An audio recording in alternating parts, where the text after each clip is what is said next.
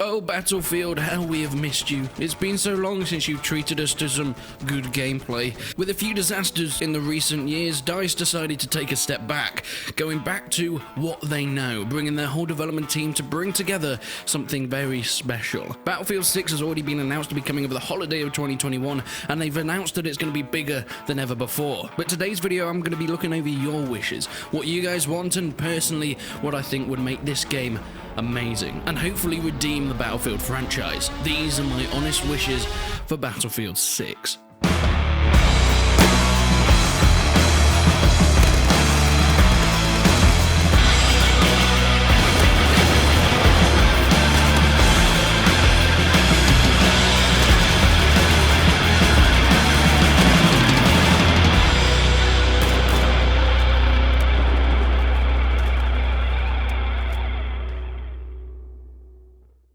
I feel like since we got the old-fashioned Battlefield games that everyone fell in love with, it's been so long. I would say Battlefield 4 was the last one that really gave us that feeling, and that's not to say that Battlefield 1 wasn't a good game. I thought it was great, but I think it's very clear to pretty much everybody in the franchise, and even just looking from the outside, it did change somewhat in a different route, and Battlefield 5 tried to change that route even more. They tried to do different things, and unfortunately, unlike Battlefield 1, it was a swing and a miss. So I think with Battlefield 6, we can actually take a look at what we had before, in the days of Battlefield 4. And it'll be a good place to start when we're taking a look at what could be coming and what I think most people want to be coming. First off, Leveolution. When Leveolution came into Battlefield 4, it was a little bit of a meme, especially when Call of Duty tried to do something similar in Ghosts, of course with a lot less precision and production values. However, whilst Battlefield 4 and the name Leveolution was a bit of a joke, the actual mechanic in the game itself worked brilliantly in some cases, especially in maps where dams burst open, water floods everywhere.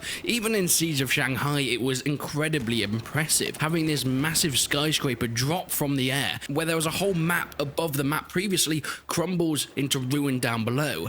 And whilst after that part of the Leveolution happened, the game from then on was less exciting since it just became a sniper pit in the middle, that whole event of that tower falling down was really an only in Battlefield moment. And that's sort of where it got its name from. Battlefield 1 didn't bring back the Leveolution in the same way. We got behemoths instead, trains, airships, even eventually massive tanks. And this added a completely new dynamic and flavor and almost a Leveolution aspect that players could then control themselves. And I think these massive events within the game are starting to define the Battlefield franchise, and I think they need to go back to it. Whether it's the same as what we got in Battlefield 4 with the massive Leveolutions, or whether it is some type of behemoth or big new feature that comes into the map halfway through the game like in Battlefield 1, who knows? And I think they'll probably decide what the best balance is for that, but I think it's incredibly important to have something that really defines those games and keeps it changing and not just having the same points all the time. You see, a game like Call of Duty can get away with it. It has faster paced battles and it has much smaller maps,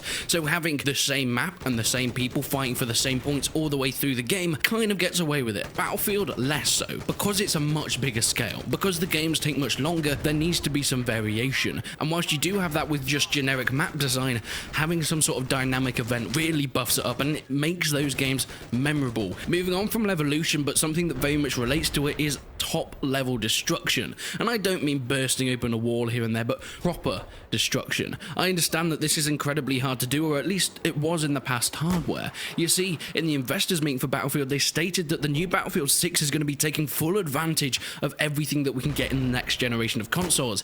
And I hope this means pushing what can be done within the game. Not just a scripted Leveolution event, but having full buildings that can be knocked down, having even skyscrapers that can be toppled or completely destroyed. Not in a scripted event, but in a player-caused effect from collateral damage from tanks and bombs and gunfire. Imagine if we got those Leveolution events, but they weren't events. They were just what happened in the game. Battlefield isn't the trailblazing of destructive terrain anymore. They need to step it up a notch. But no game has put true destruction where every building, every bit of cover is destructible.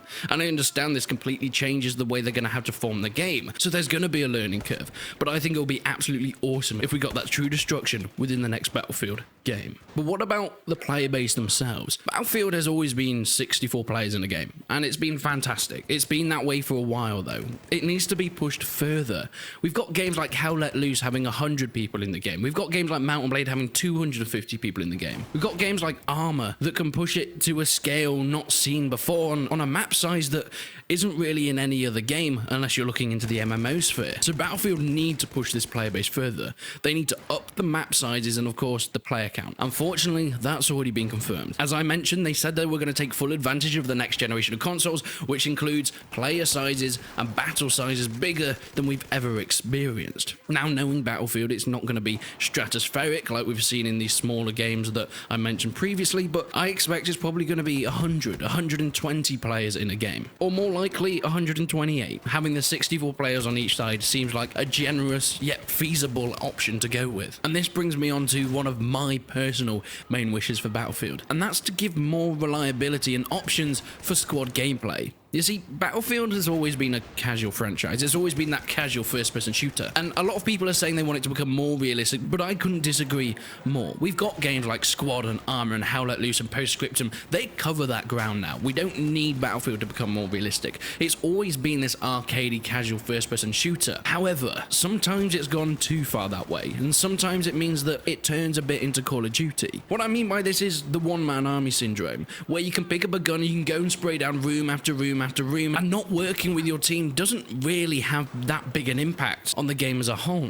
There's no real reason to work together as a squad. There's no real reason to move together with a commander in the army, coordinating attacks with vehicles and infantry alike. But I think they should add that more. I think they should really focus on the way it works, and how that's implemented, it can be done in a few different ways. One of the main things is the medic class. Anyone who's ever played a Battlefield game knows that if you're not a medic, then you're never getting revived. Every now and then you'll see that heroic guy who goes around reviving all his teammates, but on the most part they just pick that class to get the health packs and then go in and charge them themselves. However, I'm pinpointing the medic class in order to encourage this team gameplay because it's what keeps a squad together. If you go down, if your medic's still alive, you can carry on. If your captain goes down, if the medic's still alive, you can carry on. And coordinating the way that you attack and keeping, of course, your medic safe is going to keep your squad moving forward throughout the map. So there needs to be more advantages to picking that class, and there needs to be advantages to helping your teammates. Not just XP bonuses, but real consequences to playing the team game. Because I think we see way too much in a game like Battlefield,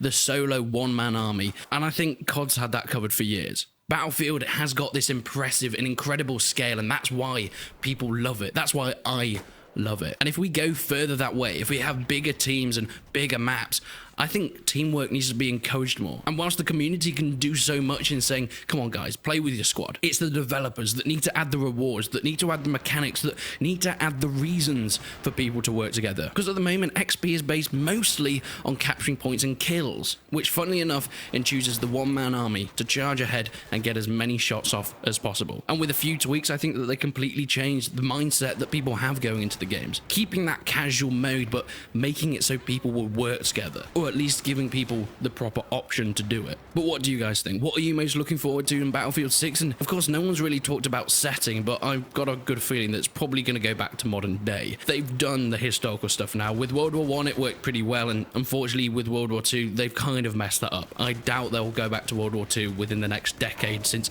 it seems a little bit tainted for them. But please, leave your comments down below and leave a like on the video if you enjoyed it. Leave a dislike if you didn't, but until then, I will see you in the next one.